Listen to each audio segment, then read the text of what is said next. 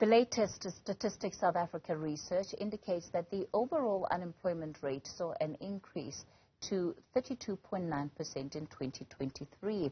At the same time, of course, we know that women and young people remain the face of unemployment in this country. Well, let's unpack the full impact, particularly of the challenges that women are facing around debt management. Grant Heyman is the marketing coordinator at National Debt Advisors. Good evening, Grant, and thank you so much for your time. You know, when we look at the latest figures of unemployment, as I was saying earlier, women and young people are really the face and continue to be the face of unemployment in this country. How is that affecting their borrowing patterns, especially if we also take into account the fact that the majority of households in this country are led by women? Well, first of all, we need to take a look at those statistics once again. I mean, the long-term unemployment rate is 80.6% for women, which is staggering. And then, I mean, we have 76.1% for males for long-term unemployment, which is also quite high, but women has something that males usually don't have. And that's definitely the maternal instinct to take care, to raise, and of course to take care of herself. So, what we've been noticing currently is majority due to the fact that the woman has to run the household in the sense of cooking, cleaning, buying school clothes, etc. It plays a huge role if that female cannot contribute towards their children. Maybe they're placing some financial strain even on their spouses as well because of these high unemployment rates. And it's getting worse and worse and worse, as we can now see with statistics in this country.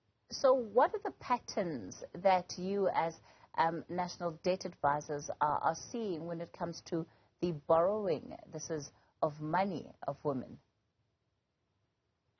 Well, we have some good news concerning that, which is also bad news in turn. It just depends on how you take it up. So, firstly, we can see that 68% of our female clients are now increasing and applying for these relief measures, of which 46% of those are increased to our single applicants. And then, of course, we have 26% increased in joint applicants, which is basically applying with their spouse, or maybe they've got a bond joint with somebody, etc. Now, females at National Debt Advisors, or who applied for the relief there, they usually had unsecured facilities such as credit cards, your retail stores. Now, of course, they used to have the term loans as well, their vehicle finances. They also always had the bonds, but majority of them did not apply due to struggles with those bonds. So if we take a look at our economy, we have the repo rate that's gone up, we have inflation that's going up, petrol prices, everything else is going up, and if the repo rates continue to increase at the rate that it's currently going, we're going to have more and more females applying for these relief measures. Mm-hmm. I mean, just alone in a year's time span, we've seen 82% more females with bonds apply for the relief measure because they simply can't cope anymore. And that's a sad reality that they're facing out there, and they're facing it alone. It is an absolutely concerning situation because, you know, secure shelter is also one of the big things that leads and creates an incredible vulnerability for women. So in this tough economic climate then, what do you think it is that we need to keep in mind, particularly when it comes to trying to secure a more stable financial future? Well, one thing I'd like to mention to our females out there, on top of the tips that we're going to go through, just through our database, we have 37% out of our entire database when it comes to males and females, only 37% of those are females. So we are currently urging females within the first step out of 7 to start reaching out for financial assistance with experts.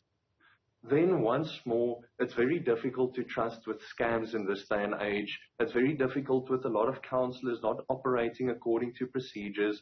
So take the initiative with step 2 and start to financially educate yourselves out there.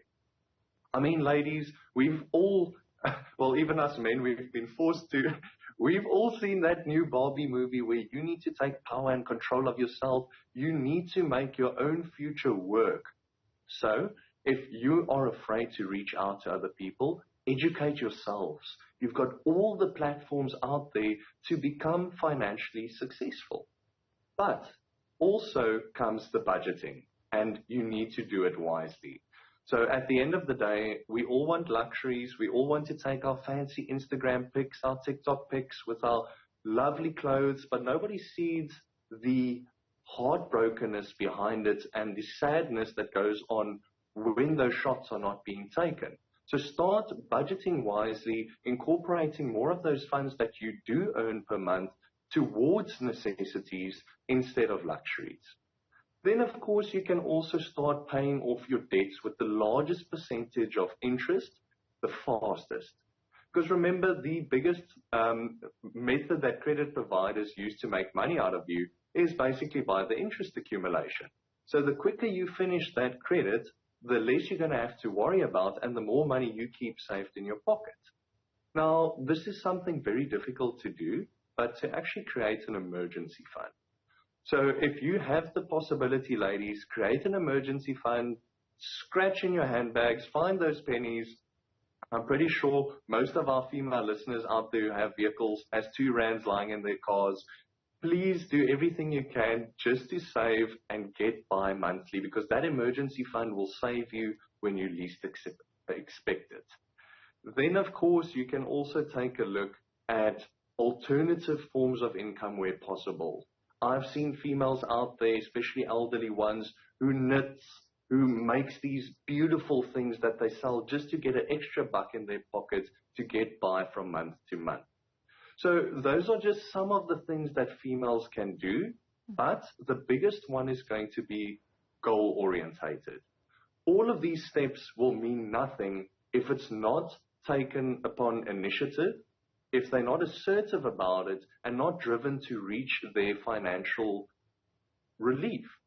So at the end of the day, if they're going to set realistic financial goals and incorporate all 6 that we had prior mentioned tips into the 7th one, they can ultimately at the end of the day reach that financial freedom with or without a counselor, and basically they would be able to breathe again and see a brighter future and not the dark one where most South Africans are currently leading to. All right, Grant Heyman, Marketing Coordinator at National Debt Advisors. We'll leave it there for tonight.